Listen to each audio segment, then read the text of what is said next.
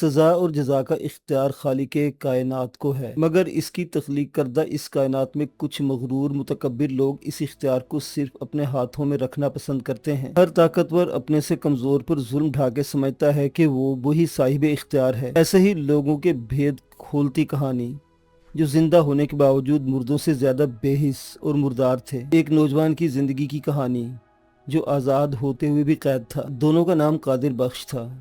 دونوں ایک ہی گاؤں بدوا میں پیدا ہوئے اور اتفاق سے ایک ہی سن میں پیدا ہوئے تھے۔ قادر بخش موچی قادر بخش جاگیردار سے 2 مہینے بڑا تھا اور بس اسی معاملے میں وہ آگے تھا۔ کیونکہ وہ ذات کا موچی تھا، اس لیے پورے نام کے بجائے قادو موچی کہلاتا تھا۔ قادر بخش جاگیردار گھرانے کا سپوت تھا اور ہر معاملے میں اس سے آگے تھا، حسب نسب، دولت، مقام، مرتبہ، عزت اور طاقت، اس لیے وہ قادر بخش کہلاتا تھا۔ کسی میں جرت نہیں تھی کہ اس نام کو بگاڑ کر لے سکے۔ کسی بھی معاملے میں قادو اس کا مقابلہ نہیں کر سکتا تھا۔ مقابلہ تو ایک طرف رہا، وہ اس کا سوچ بھی نہیں سکتا تھا۔ قادو کے آباء و اجداد کسی زمانے میں وسطی پنجاب کے اس زرخیز علاقے میں زمیندار ہوتے تھے۔ پھر انگریزوں کی مخالفت کے جرم میں ان سے زمینیں چھین لی گئی اور یہ زمینیں انگریزوں نے اپنے وفاداروں میں تقسیم کر دی۔ قادر بخش کا خاندان بھی انگریزوں کے وفاداروں میں شامل تھا۔ وہ معمولی مزارع ہوا کرتے تھے، قادو کے آباء و اجداد کی زمینوں پر کام کرتے تھے، مگر انہوں نے ہوا کا رخ دیکھ کر انگریزوں سے وفاداری کا دم بھرا اور صلے میں وہ زمینوں کے مالک بن گئے۔ یوں مالک محکوم اور محکوم مالک بن گئے تھے۔ جنگ آزادی میں ناکامی نے جہاں بر صغیر سے 1000 سالہ مسلم راج کا خاتمہ کر دیا، وہاں بے شمار ذی حیثیت مسلمانوں کو آن واحد میں آسمان سے زمین پر لا پٹخا۔ ان میں خاندان قادو کا بھی تھا۔ ان کو مزید ذلیل اور پست کرنے کے لیے ان کو موچی کا پیشہ اختیار کرنے پر مجبور کیا گیا۔ ایک نسل بعد یہ مجبوری سچ مچ پیشہ بن گئی اور مزید ایک نسل بعد ان کی ذات بن گئی۔ قادر بخش کے بزرگوں کو زمین اور اقتدار ملا تو وہ آپے سے باہر ہو گئے۔ زمین پر سونے والے یکدم مخمل پر سونے لگے تو اسے اللہ کی مہربانی کے بجائے اپنے سفید فہم آقاؤں کی مہربانی سمجھا۔ اس لیے انہوں نے وہی کیا جو ان کے آقا چاہتے تھے، یعنی اپنے ہی ہم مذہبوں اور ہم قوموں کو ذلیل کرنا۔ ممکن ہے اس کا آغاز مجبوری میں ہوا ہو، لیکن ایک نسل بعد یہ ان کی عادت اور مزید ایک نسل بعد فطرت بن گیا۔ وہ عزت اور حیثیت کو ضد کے معنوں میں لینے لگے۔ وہ کسی کو ذلیل کر کے سمجھتے تھے کہ اب ان کی عزت بنی ہے۔ ان کے نزدیک رایا کا ماتحت ہونا نہیں بلکہ جوتوں تلے رہنا ضروری تھا۔ وقت گزرتا گیا، انگریز راج 1 صدی سے بھی پہلے گزر گیا، لیکن جانے سے پہلے وہ اس طبقے کو اتنا مضبوط کر گیا کہ آج تک ہم پر جاگیردار اسی کرو فر اور ذہنیت کے ساتھ حکمران ہے۔ وہ اگر زمین کے لحاظ سے کمزور ہوئے ہیں تو انہوں نے کچھ اور شعبوں میں خود کو بہت مضبوط کر لیا ہے۔ وہ سیاست اور حکومت پر اسی طرح حاوی ہیں۔ یہ گاؤں دیہات سے نکل کر اب شہروں میں اپنی جڑیں مضبوط کر رہے ہیں۔ کچھ خوش فہم سمجھ رہے ہیں کہ وطن عزیز جاگیرداروں کے چنگل سے نکل رہا ہے، مگر بد سے بدتر ہوتے حالات بتا رہے ہیں کہ ایسا نہیں۔ یہ ملک آج بھی جاگیرداروں کے قبضے میں ہے۔ ان کی کامیابی کا اس سے بڑا ثبوت کیا ہوگا کہ اس ملک میں جو جاگیرداروں کے خلاف نعرہ لگا کر حکومت میں آیا وہ جلد ان کے رنگ میں رنگ گیا۔ جس نے ان کے قصبل نکالنے کی کوشش کی، اس کے اپنے قصبل نکل گئے۔ راج کرے گا جاگیرہ، باقی رہے نہ کو۔ سامعین سے ذرا معذرت کی کہانی سے ذرا بھٹک گئے۔ بات ہو رہی تھی قادو موچی اور قادر بخش جاگیردار کی۔ دونوں میں کوئی مقابلہ نہیں تھا، اگر تھا بھی تو چونٹے اور ہاتھی کا۔ جب ہاتھی چلتا ہے اسے معلوم بھی نہیں ہوتا کہ اس کے پیروں تلے آ کر کتنی چونٹیاں روندی گئی ہیں، مگر یہ ہاتھی اچھی طرح جانتا تھا کہ اس کے پیروں تلے کتنی چونٹیاں آ رہی ہیں، کیونکہ وہ جان بوجھ کر ان جگہوں پر قدم رکھتا تھا جہاں چونٹیاں ہوں۔ اگر وہ عام ہاتھی ہوتا تو اسے ثابت کرنے کی ضرورت نہیں تھی، لیکن قادر بخش عام ہاتھی نہیں تھا، اس لیے اسے اپنے آپ کو ہاتھی ثابت کرنے کے لیے چونٹیاں کچلنا پڑتی تھیں، تبھی اسے ہاتھی تسلیم کیا جاتا۔ جب وہ صرف 6 سال کا تھا تب اس نے پہلی بار قادو کو دیکھا۔ وہ دونوں کھیتوں کی منڈیر پر آمنے سامنے آ گئے تھے، صرف ایک فرد کے گزرنے کا راستہ تھا۔ قادو چھوٹا تھا اور اسے نہیں معلوم تھا کہ راستہ اس کے لیے نہیں بلکہ قادر بخش کے لیے ہے، اس لیے وہ کھڑا رہا۔ حتیٰ کہ پاس آ کر قادر بخش اسے دھکا دے کر راستے سے ہٹایا تو وہ کھیتوں میں گھٹنوں تک موجود پانی زدہ کیچڑ میں جا گرا۔ اس دن پہلی بار اسے اپنے اوقات کا پتہ چلا۔ اسے معلوم ہوا کہ نام اور ایک جیسا انسان ہونے سے کوئی فرق نہیں پڑتا، اس میں اور قادر بخش میں زمین آسمان سے بھی زیادہ فرق ہے۔ اس پہلی ملاقات میں دونوں نے اپنے اندر ایک دوسرے کے لیے ناپسندیدگی پال لی تھی۔ پھر جیسے جیسے قادو بڑا ہوتا گیا اس سے اس فرق کو بہتر پتہ چلتا رہا۔ اس نے 5ویں تک سکول سے تعلیم حاصل کی۔ اس کے گاؤں میں واحد سکول مڈل تک تھا۔ غریب غربا کے بچے یہاں پڑھتے تھے، لیکن قادر بخش کے باپ کی اجازت سے وہ جس بچے کے لیے اجازت دیتا وہ اس سکول میں پڑھ سکتا تھا، اور جس کی اجازت نہیں ملتی اسے گھر بیٹھنا اور کام کرنا پڑتا تھا۔ قادو کو پڑھنے کا شوق تھا جب سے اس کے باپ نے جوتیاں گاڑتے ہوئے اسے اپنے بزرگوں کا قصہ سنایا تھا جو عالم تھے اور کسی دوسرے ملک سے آ کر یہاں آباد ہوئے تھے۔ ان کی علمی خدمات کے صلے میں انہیں یہ زمینیں دی گئی تھی۔ تب اسے سوچا کہ وہ بھی اپنے بزرگوں کی طرح پڑھے گا، وہ عالم بنے گا، ممکن ہے اس کی بھی تقدیر بدل جائے۔ مگر وہ بھول گیا تھا کہ اس وقت بادشاہ عمرہ عالموں کی قدر کرنے والے تھے۔ کادو ان سب باتوں سے بے خبر، اس لیے وہ دل لگا کر پڑھتا رہا۔ کتابیں نایاب و لکھنے کے لیے صرف ایک تختی میسر تھی۔ استاد زبانی کلامی پڑھا دیتے مگر وہ اسے بھی یاد کر لیتا۔ جب اس نے پرائمری کے امتحان میں پورے اسکول میں پہلی پوزیشن حاصل کی تو سب چونک گئے۔ شہر میں کوئی غریب بچہ پوزیشن حاصل کرے تو لوگ کم سے کم ظاہری طور پر سراہتے ہیں، مگر گاؤں میں ایسا کوئی رواج نہیں تھا۔ وہاں سب کے منہ بن گئے۔ ان کے بھی جو مالی لحاظ سے کادو کے گھر جیسے تھے، لیکن ان کا حسب نسب بہتر تھا اور ایک موچی کا بچہ ان کے بچوں سے آگے نکل جائے یہ ان کو بھی گوارا نہیں تھا۔ اس لیے کھل کر کہا جانے لگا کہ ان کمی کمینوں کو پڑھنے کی کیا ضرورت ہے، کام تو انہوں نے وہی کرنا ہے۔ ہوتے ہوتے یہ مطالبہ اللہ بخش تک پہنچا جو قادر بخش کا باپ تھا۔ فیصلہ معززین کے حق میں ہوا۔ اس پر کمیوں نے احتجاج کیا کہ ان کا کیا قصور۔ ان کا کہنا تھا کہ اصل قصوروار کو سزا دی جائے، اس لیے اللہ بخش نے فیصلے میں ترمیم کی اور اصل قصوروار یعنی قادو کو اسکول سے نکال دیا اور اس کے آگے پڑھنے پر پابندی لگا دی۔ قادو بہت تڑپا، لیکن اس کے باپ میں اتنی جرت نہیں تھی کہ اللہ بخش کے فیصلے سے انحراف کرے۔ اسے اسی گاؤں میں رہنا تھا۔ اگر وہ جرت کرتا بھی تو اسکول والے قادو کو داخلہ کہاں دیتے۔ ان میں اتنی ہمت نہیں تھی کہ اللہ بخش کے فیصلے کے خلاف کچھ کرتے۔ یوں قادو 11 سال کی عمر سے جوتیاں گھاٹنے لگا۔ وہ کام سے لگا تو اس کے باپ کو آسانی ہوئی اور وہ نئے جوتے بنانے لگا جو میلوں اور تہواروں کے موقعوں پر بک جاتے تھے۔ اس سے اضافی آمدنی ہو جاتی تھی۔ قادو کی 2 بہنیں بھی تھیں اور وہ عمر میں اس سے بڑی تھی، بلکہ سب سے بڑی امینہ 15 سال کی تھی اور اس نے جوانی کی حدود میں قدم بھی رکھ دیا تھا۔ گاؤں میں لڑکیوں کی شادی 16-17 سال یا حد سے 20 سال تک کر دی جاتی تھی۔ اس کے بعد یہ تصور کیا جاتا تھا کہ لڑکی کی عمر نکل گئی ہے، اس کے بعد اسے کوئی رنڈوا یا دوسری شادی والا ہی ملتا۔ جن کو کوئی نہیں ملتا تھا وہ غلط راستوں پر چل نکلتی تھی، لوگوں کی دل بستگی کا سامان بن جاتی اور بالآخر قتل و خون کے مقدمات پر ان کی کہانی ختم ہوتی تھی۔ قادو کے ماں باپ چاہتے تھے کہ ایسا وقت آنے سے پہلے بیٹیوں کو ان کے گھر کا کر دیں۔ قادو کے کام کرنے سے موقع جلد آ گیا۔ رشتہ تھا قادر بخش کا چچا زاد بھائی جو شہر میں یہی کام کر رہا تھا۔ وہ امینہ کو بیاہ کر شہر لے گیا۔ اب زرینہ رہ گئی تھی۔ زرینہ صورت شکل کی اچھی نہیں تھی، عام سے نیا نقش تھے، ساری جوانی اس کے جسم پر آئی تھی، اس لیے رشتہ تو نہیں آیا، ہاں ہوس کی نظریں آنے لگی۔ ماں اس کے غم میں گھل کر 40 سال کی عمر میں دنیا سے رخصت ہو گئی اور غوث بخش قبل از وقت بوڑھا اور بیکار ہو گیا۔ کھالے پکاتے پکاتے اس کے پھیپھڑے گل گئے تھے اور وہ ہمہ وقت کھانستا رہتا تھا، اس لیے کام مشکل ہوتا جا رہا تھا۔ چمڑا کاٹنا اور سلائی کرنا دونوں باریک بینی کے کام تھے اور وہ کھانستا تو کٹ یا ٹانکا غلط لگ جاتا، کام خراب ہوتا تو جوتی کی قیمت گر جاتی۔ جب کھانسیت سے بڑی تو مجبوراً اسے کام چھوڑنا پڑا۔ اب ساری ذمہ داری قادو پر تھی، اسے کمانا تھا، گھر چلانا تھا، زرینہ اور پھر اپنی شادی کرنا تھی۔ اس کی شادی مسئلہ نہیں تھا، وٹے سٹے میں چچا زاد بہن اسے ملتی، پر وہ ابھی چھوٹی تھی اور شادی کی عمر کو نہیں پہنچی تھی، ورنہ قادو اسے بیاہ کر لے آتا۔ وہ قادر بخش سے 9 سال چھوٹی تھی اور ابھی 11 سال کی تھی، مگر 2 سال بعد جب غوث بخش کی حالت زیادہ خراب ہو گئی اور اسے لگا کہ اس کا آخری وقت قریب آ گیا ہے تو اس نے قادو کی شادی کر دی۔ وہ اپنی زندگی میں بہو لے آیا۔ اس کے فوراً بعد زندگی سے دستبردار ہو گیا۔ باپ کے مرنے کے بعد قادو اپنے گھر کا سربراہ بن گیا۔ عجیب اتفاق یہ تھا کہ انہی دنوں اللہ بخش بھی اچانک بیمار ہوا اور شہر کے اسپتال میں دم توڑ گیا۔ اس کی بیماری کسی کی سمجھ میں نہیں آئی۔ افواہ یہ تھی کہ اس کی تیسری بیوی جو عمر میں اس سے 30 سال چھوٹی تھی، اس کے اور قادر بخش کے بیچ کچھ چکر تھا اور اللہ بخش اسی چکر کے لپیٹ میں آ کر دنیا سے رخصت ہوا۔ اللہ بخش کی دوسری بیوی اس کی زندگی میں گزر گئی تھی۔ اس کی تینوں اولادیں اس کی پہلی بیوی سے تھیں۔ ان میں قادر بخش بڑا تھا اور ایک بھائی اور پھر ایک بہن اس سے چھوٹی تھی۔ کیوں قادر بخش بھی اپنے گھر کا سربراہ بن گیا۔ اس نے اپنی ستلی ماں کو شہر والی جائیداد دے دی۔ اس سے افواہ کو تقویت ملی کہ سچ مجھ کوئی چکر تھا۔ قادر بخش جب شہر جاتا تو وہیں ٹھہرتا تھا، البتہ حویلی پر اس کی ماں کی حکومت تھی۔ اگلے سال قادر بخش کی بھی شادی ہو گئی۔ زرینہ 24 کی ہو رہی تھی۔ اس کی شادی کی امید تقریباً ختم ہو گئی تھی۔ ایک تو اس کی شکل صورت خاص نہیں تھی، دوسرے قادو کے پاس اس کی شادی کے لیے کچھ نہیں تھا۔ وہ جو کماتا تھا اس سے گھر بڑی مشکل سے چلتا تھا، بہن کے لیے کہاں سے رقم جوڑتا۔ ایسے میں وہی ہوا جو ہمیشہ ہوتا آیا ہے، زرینہ کے قدم غلط راستوں کی طرف اٹھنے لگے۔ وہ گھر سے غائب ہو جاتے اور جب واپس آتی تو کسی سے نظریں ملائے بغیر اپنے کمرے میں پڑی رہتی۔ قادو کی بیوی بطول میں اتنی ہمت نہیں تھی کہ اس سے پوچھتی۔ ہمت تو قادو میں بھی نہیں تھی۔ اسے اندازہ تھا کہ کچھ غلط ہو رہا ہے، لیکن ابھی یہ ڈھکا چھپا ہو رہا تھا۔ اسے ڈر تھا کہ اس نے ایک بار زرینہ سے بات کی اور اس پر سختی کی تو یہ پردہ بھی چاک ہو جائے گا اور پھر سب کو پتہ چل جائے گا۔ مگر کب تک؟ جب ایک رات زرینہ غائب رہی اور صبح کے قریب واپس آئی تو مشتعل قادو نے اس پر ہاتھ اٹھا دیا۔ کہاں تھی تم؟ کیا کرتی رہی ساری رات؟ زرینہ نے کوئی رد عمل ظاہر نہیں کیا۔ اس نے آرام سے بغیر کوئی آواز نکالے قادو کے تھپڑ برداشت کیے اور پھر سکون سے بولی، لال ڈیرے پر تھی۔ اور وہاں کیا کر رہی تھی؟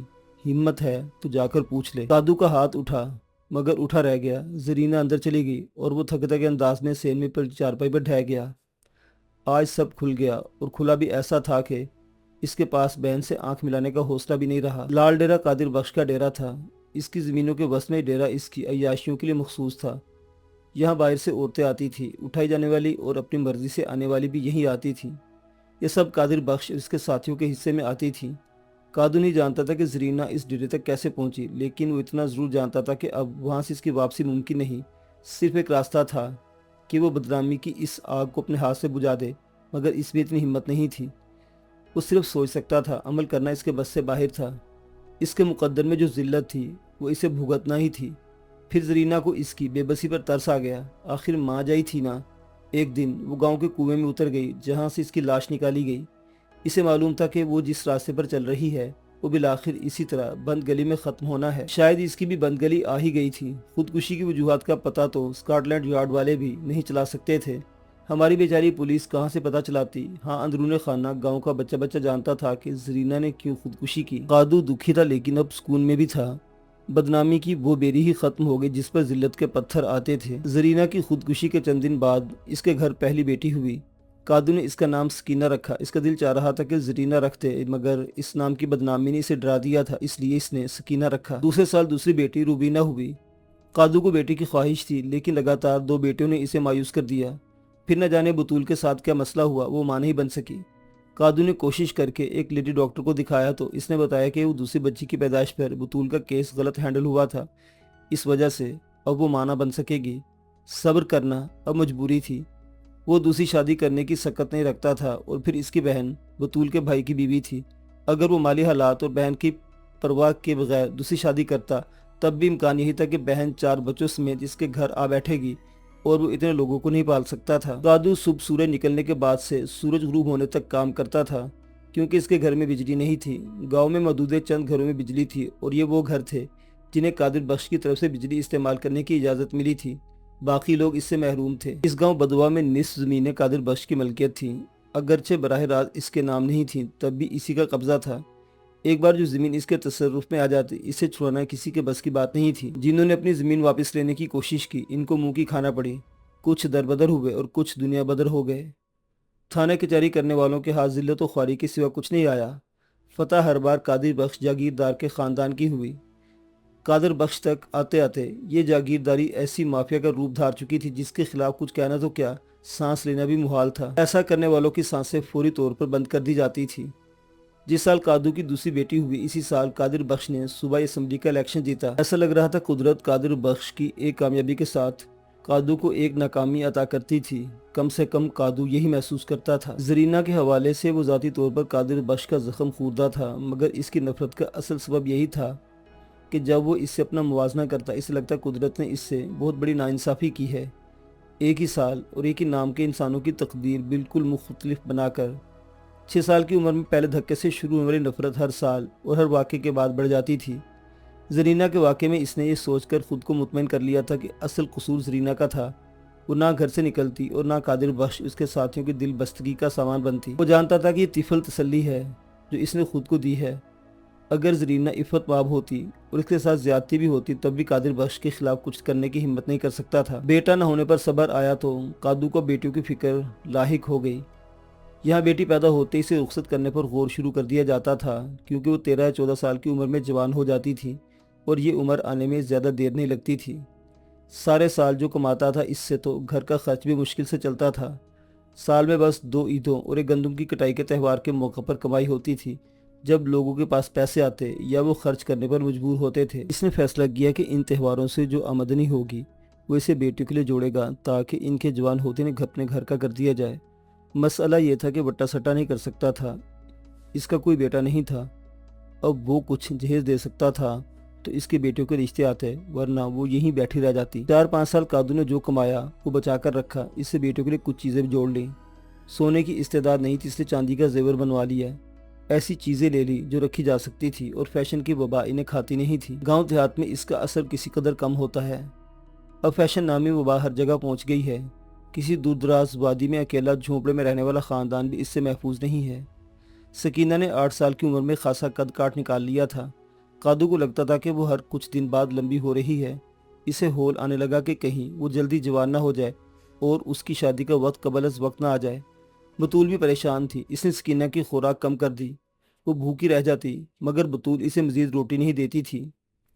इसके बावजूद इसकी बढ़ोतरी रुकने का नाम नहीं ले रही थी। ऐसा लग रहा था कि इसे पानी भी लगता था। दादू को इस मसले का एक ही हल समझ आ रहा था कि वो ज़्यादा से ज़्यादा काम करे और ज़्यादा कमाए और बेटी को जल्द रुखसत कर दे। इस बार इसने अपनी मुख्तसर जमा पूंजी से कुछ अच्छा चमड़ा खरीद लिया। वो चाहता था कि ज़्यादा जूतियाँ और नए डिज़ाइन वाली बनाए ताकि ज़्यादा कमा सके। अभी वो फारिग औकात में जूतियाँ बनाने का सोच रहा था कि पहली बार इससे कादिर बख्श की हवेली से बुलावा आ गया। इससे पहले कादिर बख्श ने इससे कभी कोई जूती नहीं ली थी और ना ही इससे मुरम्मत का काम लिया था। ये काम एक दूसरा मोची करता था। कादिर बख्श को क्योंकि कादू को पसंद नहीं करता था इसलिए इससे काम नहीं लेता था। कादू ये बात जानता था कि इसलिए ये भी बुलावा हैरान कुन था। बहरहाल इसे जाना था। वो हवेली पहुंचा तो कादिर बख्श ने इसे मिलने से पहले 2 घंटे इंतजार कराया और साथ ही ऐसा बंदोबस्त भी किया कि वो उठकर न जा सके। कादिर बख्श का एक गुर्गा इसके सर पर मुसल्लत था। एक बार कादू ने उठने की कोशिश की तो उसे कादू का इशारा दबाकर बिठा दे गुर्रा कर बोला, जल्दी किस बात की है, इंतज़ार कर ज़रा, मुझे काम करना है। कादू ने कसमसाकर कहा, तुझे यहाँ काम के लिए ही बुलाया है, तेरी सूरत देखने के लिए नहीं बुलाया। 2 घंटे बाद कादिर बख्श ने से तलब किया और इसके मुंशी ने कादू के सामने कोई 1 दर्जन जूतियाँ और चप्पलें रख दी। इसने कहा, इनके 2-2 जोड़े तैयार करने हैं, बिल्कुल ऐसे ही। कादिर बख्श खामोशी से हुक्का गड़गड़ा रहा था। इसने कादू से बात करना तो क्या, इसकी तरफ देखने की भी जरूरत महसूस नहीं की थी। सफ़ेद उजले कुर्ते धोती पर इसने सफ़ेद शिमला पहन रखा था। कादू परेशान हो गया। 2 दर्जन, पर मेरे पास इतना वक्त और माल नहीं है। मुंशी गुर्राया, तेरा दिमाग ठीक है, चौधरी जी के काम के लिए वक्त नहीं है। मेरा ये मतलब नहीं है जी। कादू गड़बड़ाकर बोला, मैं सीज़न का माल तैयार कर रहा हूँ। ये भी सीज़न का माल है और इससे पहले चाहिए। मुंशी ने यूं कहा जैसे इसने काम ले लिया हो। काम 1 नंबर हो, डंडी नहीं मारनी, पूरी सफाई से काम करना। मेरे पास माल नहीं है जी। कादू ने जान छुड़ाने की कोशिश की तो मुंशी गुर्राया, ज़्यादा बकवास न कर। चौधरी जी तुझे इज्जत दे रहे हैं और तुझे नखरों की सूझ रही है। लगता है तो अपनी चमड़ी की जूतियाँ बनवाना चाहता है। कादिर के होश उड़ गए।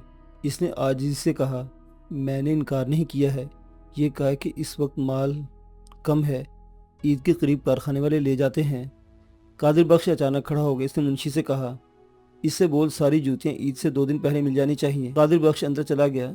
इसके जाने के बाद मुंशी बोला, सुन लिया तूने, अब ये जूतियाँ उठा और दफा हो जा, इससे पहले कि चौधरी जी का मूड बदल जाए। कादू ने जूतियों का गट्ठर बनाकर सर पर रखा और थके कदमों से घर लौट आया। बुतूल को पता चला तो इसका मुंह भी लटक गया। मैंने सोचा था कि इस बार सकीना के लिए गद्दे और तकिए ले लूंगी, फिर वो पूरी उम्मीद हो गई। कादिर बख्श पैसे वाला है, हो सकता है वो ज़्यादा ही दे दे। ज़्यादा? कादू ने तलखी से कहा, माल की कीमत मिल जाए यही बहुत होगा, तू जानती नहीं लोगों को। कादू ठीक कह रहा था। कादिर बख्श उसके ख़ानदान के पास जितनी दौलत थी, दूसरों का हक देने में इनका इतना ही दिल तंग था। ख़ास तौर से अपने ज़ेरे निगाह लोगों का हक वो अपनी हाकमियत जताने के लिए मारते थे। मुसीबत कादू के गले पड़ चुकी थी और इसे जूतियाँ बनानी ही थी, वरना सचमुच इसकी खाल की जूतियाँ बन सकती थी। बेदिली के साथ वो जूतियाँ बनाने में लग गया। वक्त कम था और काम बहुत ज़्यादा। इस चक्कर में से रोज़मर्रा का बहुत सा काम जिससे इसका घर चलता था वो भी छोड़ना पड़ा। जैसे तैसे इसने दिन रात एक करके चांद रात से 2 दिन पहले जूतियाँ तैयार की। इसने पूरी मुहारत इस्तेमाल की थी। इसे उम्मीद थी कि इसका काम पसंद किया जाएगा और इस सिले में शायद इसे कुछ बेहतर मुआवजा मिल जाए। वो तैयार जूते लेकर कादिर बख्श की हवेली पहुंचा। कादिर बख्श ने पहले की तरह बेनियत से जूते का मुआयना किया और फिर सर हिलाकर बोला, मुंशी इसे 1000 रुपये दे दे। कादू उछल पड़ा, चौधरी जी बस 1000 रुपये? इसने एहतजाज किया, ये कम से कम 2500 की जूतियाँ हैं। लेकिन कादिर बख्श अनसुनी करके अंदर जा चुका था। मुंशी ने नौकरों को इशारा किया, वो जूते उठाकर ले गए और कादू मुंह देखता रह गया। मुंशी ने 1000 रुपया मुंह पर मारने के अंदाज में दिया और बोला, जा ऐश कर। ऐश? इसने तलखी से कहा, मुंशी इसमें माल की कीमत भी पूरी नहीं होगी, ये जुल्म है, अपने रुपए लो और मेरे जूते दे दो। इस पर मुंशी ने अपने गुर्गों को बुला लिया और उन्हें धक्के मारकर कादू को हवेली से निकाल बाहर किया। वो इनसे लड़ नहीं सकता था, इसलिए अपनी किस्मत को बुरा भला कहता वो घर लौट आया। वो इससे ज़्यादा और कुछ नहीं कर सकता था। वो कादिर बख्श और अपनी तकदीर दोनों से नहीं लड़ सकता था, बस इन्हें बुरा भला कह सकता था। इस बार ईद पर वो कुछ जमा करना तो एक तरफ रहा, अपने बीवी बच्चों को नए जोड़े और चीज़ें भी नहीं दिलवा सका था, और इसकी जिम्मेदारी कादिर बख्श पर आयद होती थी। जब इसकी बच्चियां कपड़ों चीज़ों के लिए रो रही थी तो इसका दिल चाह रहा था कि कादिर बख्श को कत्ल करते या फिर खुदकुशी कर ले, मगर इसमें दोनों कामों की हिम्मत नहीं थी। गरीब की नफ्सियात होती है कि इसे गम और खुशी दोनों शिद्दत से महसूस होते हैं, और जैसे जैसे वक्त गुजरता है दोनों जज्बे यूं मादूम हो जाते हैं जैसे कभी थे ही नहीं, क्योंकि इसके सामने दूसरे मसाइल मुंह फाड़े चले आते हैं और इसे इनसे निमटना होता है। कादू के साथ भी ऐसा ही हुआ। चंद दिन बाद वो इस सदमे को फरामोश कर बैठा। गमे रोजगार ने सब भुला दिया था। वो दोबारा से जूतियां गांठने लग गया, मगर इसने फैसला कर लिया था कि आइंदा वो कादिर बख्श के लिए काम नहीं करेगा। ज्यादती की भी हद होती है। जब इसकी बरादरी के लोगों को पता चला तो उन्होंने भी कादिर बख्श की मजम्मत की, लेकिन जब यह सवाल सामने आया कि अगर कादिर बख्श ने काम दिया तो कोई नहीं लेगा, तो सबको सांप सूंघ गया। वो जानते थे कि ये दरिया में रहकर मगरमच्छ से बैर करने वाली बात है। कादिर बख्श खुद भी कम ताकतवर नहीं था, अब तो इसके साथ हुकूमत की ताकत भी शामिल हो गई थी। अगली ईद पास आई तो कादू को फिर कादिर बख्श की तरफ से बुलावा आ गया।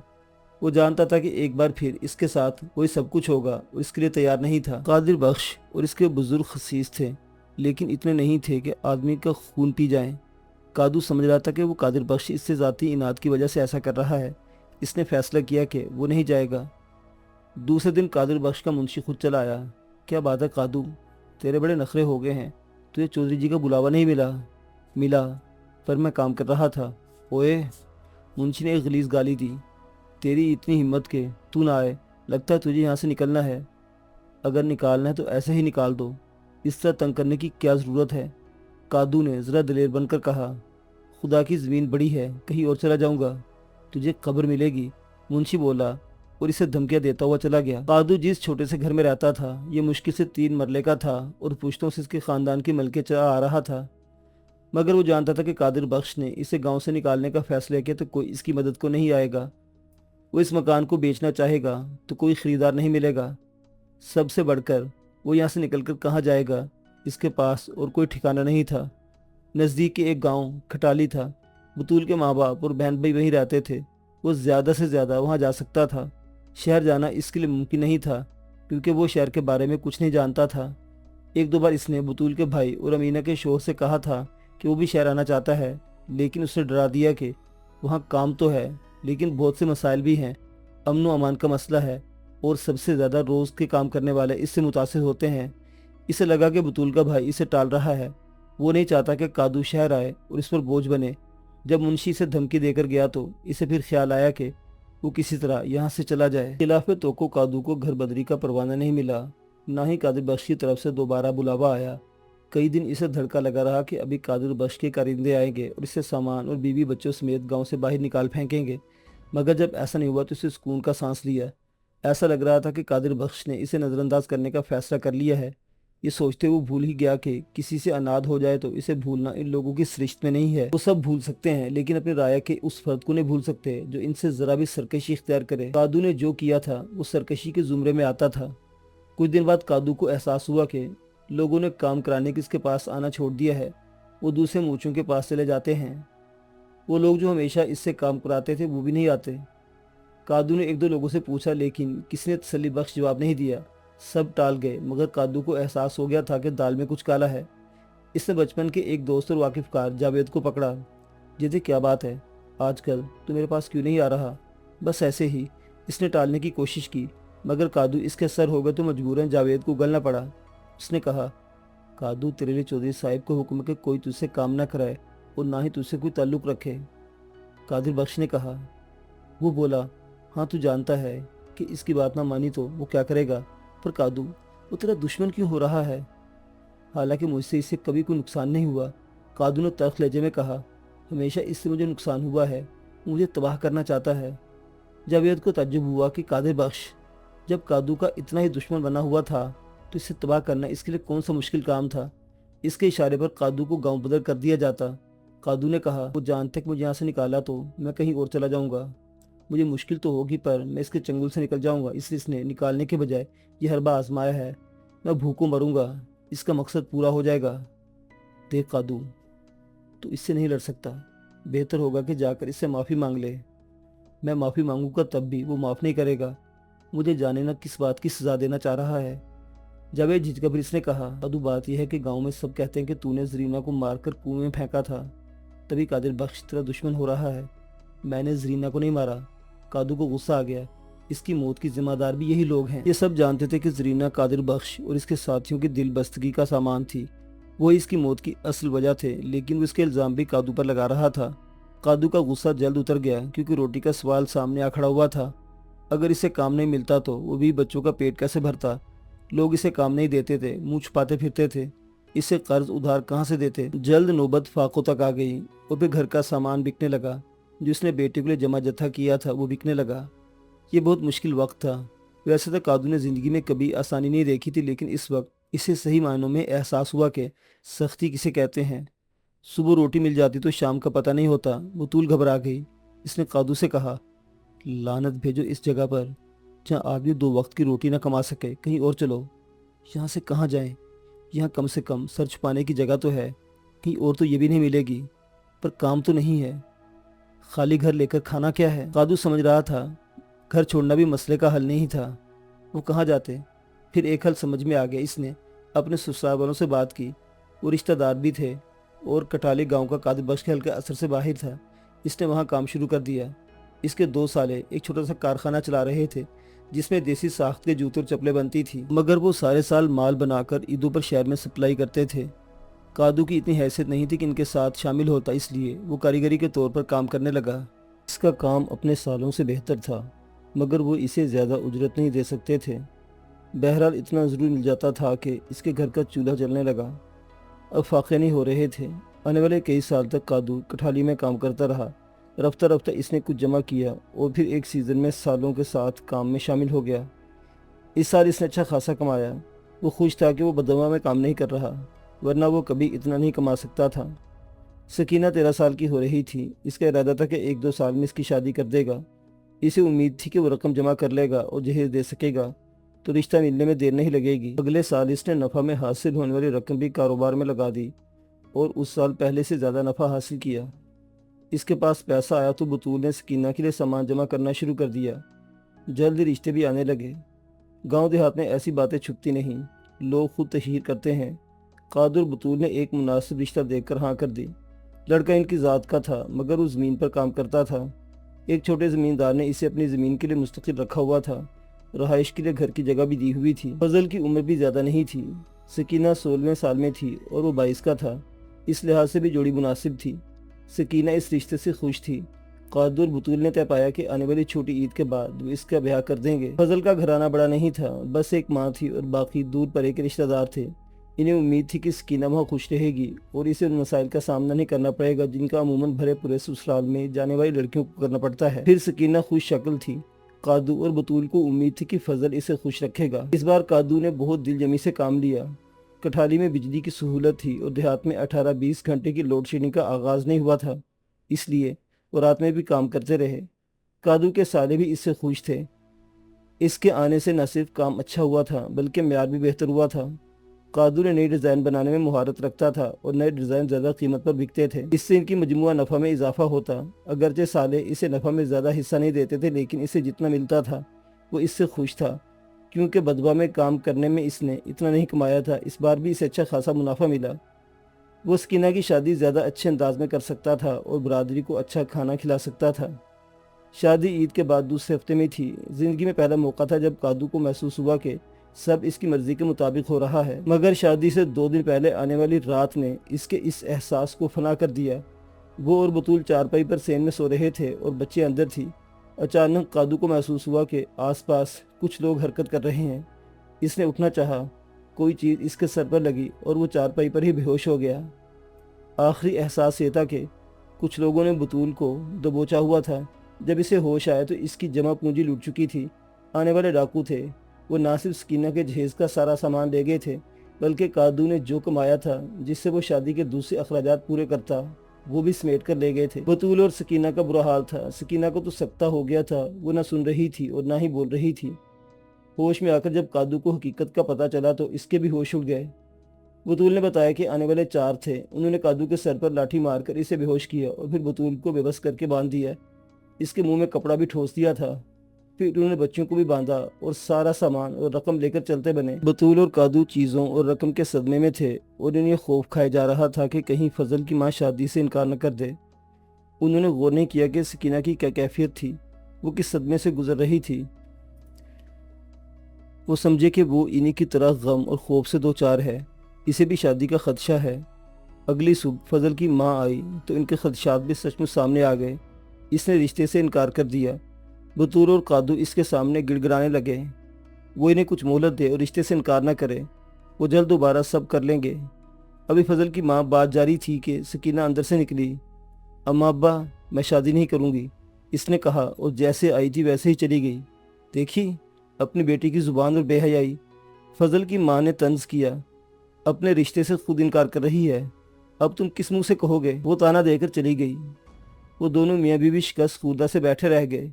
बतूल ने कादू के सर के जख्म पर हल्दी लगाकर पट्टी बांध दी। अचानक अंदर से रुबीना की चिल्लाने की आवाज़ आई। वो रोते हुए माँ बाप को आवाज़ दे रही थी। वो अंदर की तरफ लपके जहाँ सकीना छत से दुपट्टा बांधकर लटक गई थी। इसे लटके कुछ देर हुई थी क्योंकि इसका जिस्म गर्म था, लेकिन इसकी रूह परवास कर गई थी। बतूल धाड़े मार मार कर रोने लगी और कादू लरजते हाथों से बेटी की लाश उतारने लगा। जब इसने महसूस किया कि अब वो सिर्फ एक जिस्म रह गया है तो वो भी धाड़े मार कर रोने लगा। रूबीना भी रो रही थी और घर मातमकदा बन गया था। कुछ देर में सारा गांव कादू के घर के अंदर और सामने जमा हो गया। शाम तक सकीना घर से रुखसत होकर कब्रिस्तान में अपनी घर चली गई थी। सकीना के सोने वाले दिन बतूल ने एक अजीब सी बात बताई। इसने कादू से कहा, सकीना को गुस्ल देने वाली औरत का कहना है कि वो कुंवारी नहीं थी। कादू चौंका, क्या क्या बकवास कर रही है। ठीक कह रही हूँ, तुझे नहीं बताया। उस वक्त होश में नहीं था और इसने कहा था कि सकीना मरने से चंद घंटे पहले अपना कंवारापन खो चुकी थी। दोनों के जहन में एक ही ख्याल आया कि डाकू ने सिर्फ माल नहीं, सकीना की इज्जत भी लूट ली थी। वो दोनों बाहर पड़े थे और इन्हें पता नहीं चला कि अंदर बेटी के साथ क्या हुआ था। जब बतूल ने रुबीना से सख्ती से पूछा तो इसने कबूल कर लिया कि दो डाकुओं ने बदी हुई सकीना के साथ ज्यादती की थी। इसने बताया कि इस दौरान एक डाकू का चेहरा खुल गया था और इसने इसे पहचान लिया था। वो मुनीर नामी नौजवान था जो कादिर बख्श के खास करिंदों में से एक था। ये जानकर कादू का गम और गुस्से से बुरा हाल हो गया। एक बार फिर इसकी बर्बादी में भी कादिर बख्श का हाथ था। वो जवान नहीं रहा था, कमजोर था और कादिर बख्श जैसे ताकतवर आदमी से लड़ नहीं सकता था। इसने बतूल से कहा, मैं थाने में पर्चा लिखवाऊंगा, अपने मुंह पर खुद कालक मल लोगे। बतूल बोली, जो बात अभी हम जानते हैं वो सारा गांव जान जाएगा और थाने वाले कादिर बख्श या इसके किसी आदमी के खिलाफ पर्चा लिखेंगे। कादू जानता था कि ऐसा होना मुमकिन नहीं था, मगर एक काम यही था जो वो कादिर बख्श के खिलाफ करने की कोशिश कर सकता था। मैं लिखवाऊंगा, तब मुझे और बतूल को मेरे भाई के घर छोड़ाओ, यहाँ तो वो हमें भी सकीना की तरह बेआबरू करके मार देंगे। इस वक्त कादू किसी की सुनने के मूड में नहीं था। वो सूदो ज़िया की हद से गुजर चुका था। वो थाने जा पहुंचा।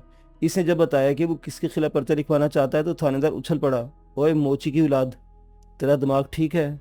चौधरी साहिब के खिलाफ पर्चा लिखवाने का तूने सोचा कैसे? वही मेरे घर डाके और मेरी बेटी की मौत का जिम्मेदार है। कादू ने इसरार किया। इसका खास आदमी मुनीर इस डाके में शामिल था। मेरी बेटी ने इसे देखा था। तेरी बेटी की किसी से यारी थी, इसने आशना के साथ मिलकर डाके का ड्रामा किया और तूने इसे फांसी दे दी और अब इल्ज़ाम चौधरी साहिब पर लगा रहा है। थानेदार ने मिनटों में केस का फैसला सुनाते हुए कहा और इसे धक्के देकर थाने से निकलवा दिया। सिपाहियों ने इसे मारा भी। वो खस्ता हाल घर आया तो बतूल इसे देखकर खौफजदा हो गई। कादू, ये तेरे साथ क्या हुआ? जब कादू ने बताया कि इसके साथ क्या हुआ है तो बतूल ने इसी वक्त फैसला कर लिया कि अब वो इसके साथ नहीं रहेगी। इसने अपना और रुबीना का सामान लिया और भाई के घर रवाना हो गई। कादू ने इसे रोकने की कोशिश नहीं की। इसे मालूम था कि इसने जो करना चाहा था वो हुआ नहीं था, लेकिन इसका रद्दमल ज़रूर होगा। वो अकेला भुगतने के लिए तैयार था। इसके ख्याल में अच्छा था कि बतूल रुबीना को लेकर चली गई। बीवी बच्चे के जाने के बाद वो घर में अकेला रह गया। इसे यकीन नहीं आ रहा था कि इसका बसा बसाया घर महज 3 दिन में उजड़ गया था। वैसे इसकी ज़िंदगी अच्छी नहीं गुजरी थी, लेकिन कुछ अरसे से इसमें सुकून आ गया था और जब इसे लग रहा था कि सब ठीक रहेगा तो अचानक ही सब बर्बाद हो गया था। रात चेहरे पर ढाटे बांधकर आने वाले अब दिन में धाड़ते हुए आए और कादू को साथ इसके घर का सामान भी निकालकर गली में फेंकना शुरू कर दिया। कादू ने मुजाहमत नहीं की। वो जानता था कि इसका फायदा भी नहीं, मगर आने वाले सिर्फ इसे गांव से निकालने नहीं आए थे। जब उन्होंने देखा कि वो मुजाहमत नहीं कर रहा तो वो इसे साथ ले गए। अगली सुबह गाँव वालों ने कादू को नीम मुर्दा हालत में सड़क के किनारे पड़े पाया।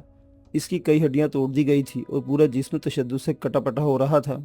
خوش قسمتی سے اسے نزدیکی اسپتال لے جایا گیا جہاں اس کی جان بچ گئی، لیکن اسے بہت دن تک اسپتال میں رہنا پڑا۔ اس دوران میں بطول یا اس کا کوئی رشتہ دار اسے دیکھنے تک نہیں آیا۔ ایسا لگ رہا تھا کہ وہ ان کے لیے مر گیا ہے۔ وہ محسوس کر سکتا تھا کہ وہ سب قادر بخش سے کتنے خوفزدہ تھے۔ اس سے تعلق رکھ کر وہ قادر بخش سے دشمنی مول لینا نہیں چاہتے تھے۔ اسپتال کے عملے کو اس سے انست ہو گئی تھی۔ اس کی کہانی ان کے دل موم کر دیے تھے، اس لیے انہوں نے اسپتال سے رخصت کرتے وقت اسے کپڑے، دوسری چیزیں اور کچھ پیسے بھی دیے۔ وہ بس سے اترا تو اس کی سمجھ میں نہیں آ رہا تھا کہ کہاں جائے۔ ایک طرف بدوا اور دوسری طرف کٹھالی۔ بس سٹاپ کے ساتھ والی دکانوں پر خیر مقدمی بینر لگے ہوئے تھے۔ قادر بخش نے حالیہ ہونے والے انتخاب میں کامیابی حاصل کر لی تھی۔ پہلے وہ صوبائی اسمبلی کا ممبر تھا، اب قومی اسمبلی کا ممبر منتخب ہو گیا تھا۔ قادر بخش کو ایک کامیابی اور ملی تھی جیسے اسے ایک ناکامی ملی۔ بڑی سوچ بچار کے بعد اس کے قدم بدوا کی طرف اٹھنے لگے۔ وہ گاؤں کی گلیوں میں داخل ہوا تو لوگوں سے یوں دیکھا جیسے کوئی مردہ قبر سے اٹھ کر آ گیا ہو۔ جاننے والے خوفزدہ ہو کر پیچھے ہٹ گئے اور اس کی طرف سے منہ پھیر لیا۔ کوئی اس سے ملنا تو درکنار اس کی طرف دیکھنے کو تیار نہیں تھا۔ وہ لوگوں کا خوف محسوس کر رہا تھا۔ قادر سست قدموں سے چلتا اپنے مکان تک آیا۔ یہاں ایک اور تازیانہ اس کا منتظر تھا۔ مکان گرا دیا گیا تھا اور اس کی جگہ خالی پلاٹ تھا جس میں لوگوں نے کچرا ڈال رکھا تھا۔ مکان کا سامان نہ جانے کہاں گیا تھا۔ وہ کس سے پوچھتا؟ پوچھنے کا فائدہ بھی نہیں تھا۔ جب مکان اور اس کے مکین نہیں رہے تھے تو سامان کا کیا کرتا؟ اس نے جان لیا کہ بدوا میں اس کے لیے کوئی جگہ نہیں، اس لیے جن قدموں سے آیا تھا انہی سے واپس لوٹ گیا۔ اب اس کا رخ کٹھالی کی طرف تھا جہاں اس کی بیوی اور بچی تھی۔ کٹھالی دور تھا۔ وہ کچے راستوں پر چلتے چلتے تھک گیا۔ بالآخر وہ گاؤں میں داخل ہوا۔ اس کا سسرال ایک ہی گلی میں تھا۔ وہ پہلے اپنے سسر کے گھر پہنچا۔ دستک کے جواب میں اندر سے اس کا بڑا سالہ نمودار ہوا، لیکن قادو کو دیکھ کر اس کے چہرے پر کوئی تاثر نہیں آیا۔ وہ خاموشی سے دیکھتا رہا، حتیٰ کہ قادو کو بولنا پڑا، اکرم، میری بیوی بچی کہاں ہے؟ اب ان سے تیرا کوئی تعلق نہیں۔ اکرم نے سپاٹ لہجے میں کہا، بہتر ہے تو یہاں سے چلا جا۔ کیوں؟ بطول میری بیوی ہے، روبینہ میری بیٹی ہے۔ بے شک وہ تیری بیوی اور بیٹی ہیں، لیکن اب تیرا ساتھ ان کے لیے ٹھیک نہیں۔ تو مشکل میں رہے گا۔ وہ تیرے ساتھ جو بھی ہوگا وہ بھی مشکل میں رہے گا۔ کیا تو چاہتا کہ تیری بیوی اور بچی مشکل میں رہے؟ قادو جانتا تھا کہ وہ سچ کہہ رہا ہے۔ اگر وہ بطول اور بیٹی کے ساتھ رہے گا تو اس پر آنے والی مشکل میں وہ بھی حصہ دار ہوں گی۔ قادر بخش اسے سکون سے زندگی گزارتے نہیں دیکھ سکے گا۔ وہ اس کے پیچھے پڑا رہتا اور شاید موت ہی قادو کو اس کے ظلم و ستم سے نجات دلاتی۔ اس نے سر ہلایا، ٹھیک ہے، میں بطول اور روبینہ سے دور رہوں گا، لیکن کیا میں ان سے مل نہیں سکتا؟ اکرم نے سوچا اور سر ہلاتے ہوئے دروازہ کھولا۔ ٹھیک ہے، رک جا، میں پہلے بطول سے پوچھ لوں۔ اکرم اندر گیا اور قادو اس بھکاری کی طرح امید باندھ کر دروازے پر کھڑا ہو گیا، جسے امید ہو کہ شاید اسے بھیک مل جائے۔ اکرم کچھ دیر بعد اندر سے نکلا اور اسے اندر لے گیا۔ بطول اور روبینہ اندر الگ کمرے میں تھی۔ دونوں کے چہرے سوتے ہوئے تھے اور بطول اپنی عمر سے 15 سال بڑی لگ رہی تھی۔ روبینہ اس سے لپٹ کر رونے لگی۔ بطول اپنے ہونٹ کاٹ رہی تھی۔ قادو نے پرامید نظروں سے دیکھا۔ بطول، تو میری بیوی ہے، میرے ساتھ چل۔ کہاں؟ بطول نے سپاٹ لہجے میں پوچھا۔ تو خود دربدر ہے، ہمیں کہاں رکھے گا؟ ہم یہیں رہ لیں گے، میں محنت کروں گا۔ بطول نے نفی میں سر ہلایا، یہ ممکن نہیں۔ قادر بخش نے تیرے لیے حکم دیا ہے کہ تو اس علاقے میں نہیں رہ سکتا۔ اس سے خبر ہو گئی ہوگی اور تیری تلاش جاری ہوگی، وہ پھر تجھے ماریں گے۔ یا رہنے کی اجازت دینے کا تو سوال ہی پیدا نہیں ہوتا۔ بابا، ہم تیرے ساتھ نہیں رہ سکتے، روبینہ بولی۔ قادر بخش نے ماموں اور نانا سے کہا ہے کہ تم ان سے دور رہو، ورنہ وہ بھی اس گاؤں میں نہیں رہ سکتے۔ اب قادو کی سمجھ میں اکرم کا رویہ آیا۔ بے شک کٹھالی قادر بخشی زمینوں سے دور تھا، لیکن یہ اس کے حلقہ اثر سے باہر نہیں تھا۔ وہ چاہتا تو سچ مچ اس کے سسرال والوں کو یہاں سے بے دخل کر سکتا تھا۔ اس نے سر ہلایا، ٹھیک ہے، تم لوگ یہاں رہو، لیکن تو ان لوگوں پر بوجھ بن جائے گی۔ میں نے ایک بھینس پال لی ہے، بطول بولی۔ سکینہ کی چیزیں اور زیور بیچ دیا ہے، اس سے ہمارا گزارا ہو جائے گا۔ ابھی ابا بھی ہے۔ قادو کو معلوم تھا کہ بطول اور روبینہ کی زندگی آسان نہیں ہوگی، لیکن اس کے ساتھ وہ زیادہ مشکل میں پڑ جائیں گی۔ وہ یہاں نہیں ہوگا تو قادر بخش ان سے تعارض نہیں کرے گا۔ یہاں وہ محفوظ بھی تھی۔ بدوا میں تو روبینہ بھی محفوظ نہیں تھی۔ اس کی بہن اور بیٹی پہلے ہی ان درندوں کا شکار ہو چکی تھی۔ وہ رونے لگا۔ اسے روتے دیکھ کر بیٹی بے قرار ہو گئی۔ ابا، میں تیرے ساتھ چلوں گی۔ نہیں، تو ماں کے ساتھ رہ، مجھے اپنا کچھ پتہ نہیں۔ قادو نے آنسو صاف کیے۔ میں سب سے چھپ کر یہاں آیا ہوں، کیا میں ایک رات یہاں رہ سکتا ہوں؟ اکرم اور اس کے سسرالی تیار نہیں تھے، مگر بطول نے ان کے ہاتھ جوڑ کر انہیں راضی کر لیا۔ قادو کو ایک رات رکنے کی اجازت دے دی جائے۔ بطول نے اس کے لیے کھانا بنایا۔ اس کے پاس کچھ رقم بھی تھی، اس نے قادو کو دینا چاہی، لیکن اس نے انکار کر دیا۔ مجھے ضرورت نہیں ہے، بلکہ یہ بھی تم رکھ لو۔ اس نے اپنے پاس موجود رقم نکال کر بطول کو دی۔ اب مجھے کسی چیز کی ضرورت نہیں ہے۔ بطول خوفزدہ ہو گئی۔ کادو کیسی باتیں کر رہا ہے؟ تو فکر مت کر، میرا دماغ نہیں چلا ہے۔ اس رات کادو، بطول اور روبینہ جاگتے رہے۔ وہ انہیں سامنے بٹھا کر باتیں کرتا رہا، یادیں دہراتا رہا۔ اس کے پاس بھی کچھ اچھی یادیں تھیں۔ کبھی کبھی وہ رونے لگتا تو بطول اور سکینہ بھی رو دیتے۔ صبح کے قریب کادو نے بطول سے کہا، مجھے ایک چادر دے دے، بے شک پرانی ہو۔ بطول نے اسے چادر لا دی۔ کادو تو کہاں جائے گا؟ ابھی سوچا نہیں، اس نے جواب دیا۔ اس کا سسر گھر میں کام کرتا تھا اور سالوں نے ایک دکان لے لی تھی۔ وہ سسر کے کام والی جگہ آیا، اس سے مطلوبہ چیز مل گئی جس نے اٹھا کر چادر تلے چھپا لی۔ بطول نے ناشتہ بنانے کو کہا لیکن اس نے منع کر دیا اور صرف ایک پیالہ چائے لی۔ روشنی ہوتے ہوئے آخری بار بیوی اور بیٹی سے مل کر وہاں سے نکل آیا۔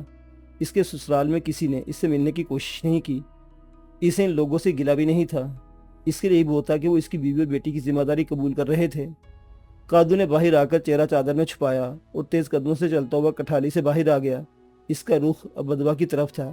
وہ قادر بخش کی حویلی کے قریب پہنچا۔ حویلی گاؤں کے آخر میں تھی اور اس کے آس پاس قادر بخش کی زمینیں تھیں، اس لیے وہاں کوئی مکان نہیں بنا سکتا تھا۔ یوں حویلی اکیلی شان سے کھڑی تھی۔ کادو ایک جگہ چند گھنے درختوں تلے رک گیا۔ یہاں کوئی نہیں تھا اور وہ یہاں سے حویلی دیکھ سکتا تھا۔ سورج نکل آیا تھا اور گاؤں میں چہل پہل کا آغاز ہو گیا تھا۔ 1 گھنٹے بعد سڑک کی طرف سے گاڑیاں اور موٹر سائیکلیں آنے لگی۔ یہ اخبار اور میڈیا کے لوگ تھے جو قادر بخش کی انتخابی کامیابی کی کوریج کے لیے آئے تھے۔ اس دوران میں کئی افراد درختوں کے پاس سے گزرے لیکن کسی نے کادو پر توجہ نہیں دی، حالانکہ جب کوئی پاس آتا تو اس کے اعصاب تن جاتے کہ ابھی پہچان لیا جائے گا اور وہ پکڑا جائے گا اور وہ اپنے مقصد کو پورا نہیں کر سکے گا۔ وہ بار بار چادر تلے موجود چیز کو چھو کر دیکھتا۔ یہ ہتھیار نہیں تھا لیکن آج تک اس نے اسے ہتھیار کے طور پر استعمال کرنے کا فیصلہ کیا تھا۔ 12 بجے کے قریب حویلی کے دروازے پر ڈھول کا شور بلند ہوا اور قادر بخش اپنے آدمی کے جھرمٹ میں اندر سے برآمد ہوا۔ وہ ہار پھولوں سے لدا ہوا تھا۔ فوٹوگرافر دھڑا دھڑ اس کی تصویریں لینے لگے، ٹی وی کیمرے سے ویڈیو بنا رہے تھے۔ وہاں کے 150-200 افراد جمع تھے جو کچھ دیر بعد جلوس کی صورت میں گاؤں کی طرف روانہ ہوئے۔ ان کے ساتھ ہی کادو بھی حرکت میں آ گیا۔ وہ تیز قدموں اور تنگ گلیوں سے گزرتا ہوا گاؤں کے مرکزی بازار تک پہنچ گیا۔ جلوس لازمی یہاں سے گزرتا۔ لوگ اپنے گھروں سے نکل آئے تھے اور عورتیں بچے چھتوں پر چڑھے جلوس دیکھنے کے لیے بےتاب تھے۔ کادو نے ایک مناسب جگہ دیکھ لی۔ یہاں رنگریز کی دکان تھی اور اس نے کپڑے رنگ کر ٹانگے ہوئے تھے۔ کادو یوں کھڑا ہو گیا کہ کسی کی اس پر نظر نہ پڑے۔ جلوس سست روی سے چلتا ہوا تقریباً آدھے گھنٹے بعد گاؤں میں داخل ہوا۔ ڈھول کی آواز قریب آئی تو گلیوں سے مزید لوگ برآمد ہونے لگے۔ جلوس کے آگے قادر بخش کے گرگے ہجوم کو کنٹرول کر رہے تھے۔ وہ لوگوں کو گالیاں دے کر پیچھے ہٹا رہے تھے مگر ہجوم زیادہ ہونے کی وجہ سے لوگ آگے آتے جاتے تھے۔ بالآخر جلوس بازار کے اس حصے میں پہنچا جہاں کادو موجود تھا۔ قادر بخش کی پہلی جھلک دیکھتے ہی اس کا ہاتھ مضبوطی سے ہتھیار پر جم گیا۔ قادر بخش آگے تھا، اس سے آگے فوٹوگرافر اور کیمرہ مین تھے، وہ کوریج کر رہے تھے۔ قادر بخش کے دائیں بائیں مناسب فاصلے پر اس کے مسلح محافظ تھے مگر وہ منظر کی راہ میں حائل نہیں ہو رہے تھے۔ آج قادر بخش کو سب نظر آنا چاہتا تھا۔ اس کی صحت شاندار ہو رہی تھی اور چہرے سے خون کی سرخی چھلکی پڑ رہی تھی۔ لگ ہی نہیں رہا تھا کہ وہ 40 سے اوپر کا ہے۔ اس کی آنکھوں میں چمک اور مسکراہٹ میں غرور تھا۔ وہ ہر گزرتے دن کے ساتھ کامیاب ہوتا جا رہا تھا اور ناکامی اس کے پاس سے بھی نہیں گزرتی تھی۔ کادو نے اسے دیکھا اور سوچا، آج قادر بخش کے لیے ناکامی کا دن آ گیا ہے۔ وہ اس کے ساتھ جو کرے گا وہ ساری دنیا دیکھے گی اور اسے یاد رکھے گی۔ کادو جانتا تھا کہ اس کے بعد وہ نہیں بچے گا۔ اس کی بھی یہی خواہش تھی کہ وہ اب زندہ نہیں رہنا چاہتا تھا۔ اس کے پاس زندہ رہنے کے لیے کچھ تھا ہی نہیں۔ یہ سوچ تو اس کا خون کھولنے لگا۔ اس کی ہر مشکل، ہر مصائب کا ذمہ دار یہ شخص تھا جو اس کے سامنے سے سینہ تان کر گزر رہا تھا۔ اس نے کادو سے اس کا سب چھین لیا تھا۔ آج کادو کو اس سے بدلہ لینا تھا، اسے ادائیگی کرنی تھی۔ جیسے جیسے قادر بخش قریب آ رہا تھا، ہتھیار پر کادو کی گرفت سخت تر ہوتی جا رہی تھی۔ پھر قادر بخش رنگریز کی دکان کے سامنے پہنچ گیا۔ گاؤں کے کچھ لوگ اس سے جھک جھک کر مل رہے تھے۔ قادر بخش تنی ہوئی گردن کے ساتھ ان سے مل رہا تھا۔ کادو کے حرکت میں آنے کا وقت آ گیا تھا۔ اس نے جسم و جان کی تمام قوت جمع کی اور تیزی سے سوکھتے کپڑوں کے پیچھے سے نکلا۔ وہ تیر کی طرح محافظوں کے درمیان سے گزرا اور قادر بخش کے سامنے جا پہنچا۔ اس کی مداخلت سے چند لمحے کے لیے سب بھوچک کر رہ گئے۔ تیزی میں اس کے چہرے سے چادر ہٹ گئی تھی اور جب وہ قادر بخش کے سامنے پہنچا تو اس کا چہرہ نمایاں تھا۔ قادر بخش ایک لمحے کو حیران ہوا، پھر اس کی نظر چادر تلے ابھری چیز پر پڑ گئی۔ وہ بوکھلا کر پیچھے ہٹا مگر اس کا پاؤں اپنے ہی پائچے میں الجھا اور وہ نیچے گر پڑا۔ اسی لمحے کادو نے چادر گرا دی، اس کا ہاتھ نمایاں ہو گیا۔ صرف ہاتھ نہیں، سب کچھ بہت نمایاں تھا۔ آس پاس سینکڑوں آنکھوں کو سب نظر آ رہا تھا۔ قادو نے ہاتھ بلند کیا اور نفرت بھرے لہجے میں بولا، قادر بخش، یہ ان سب زخموں کے بدلے جو تو نے مجھے دیے ہیں۔ قادر بخش کی پھٹی پھٹی آنکھیں قادو کے ہاتھ پر مرکوز تھی جو تیزی سے نیچے آ رہا تھا۔ قادو کا مہلک ہتھیار پوری قوت سے قادر بخش کے منہ سے ٹکرایا اور پٹاخے جیسی آواز گونجی۔ پھر قادو پیچھے ہٹا اور اس نے مڑ کر فوٹوگرافرز اور کیمرہ مین کے سامنے پھٹا پرانا جوتا لہرایا۔ آج اس نے برسوں کی تذلیل کا بدلہ اتار دیا تھا۔ قادر بخش کے منہ پر پڑنے والا یہ جوتا فراموش کرنا بھی چاہتا تو لوگ اسے فراموش نہیں کرنے دیتے۔ قادر بخش کی تمام کامیابیاں اور غرور اس جوتے تلے رہ جاتا۔ جب قادر بخش کے محافظوں نے اپنے آتشی ہتھیار اس کی طرف کیے تو اس نے مسکراتے ہوئے آنکھیں بند کر لیں۔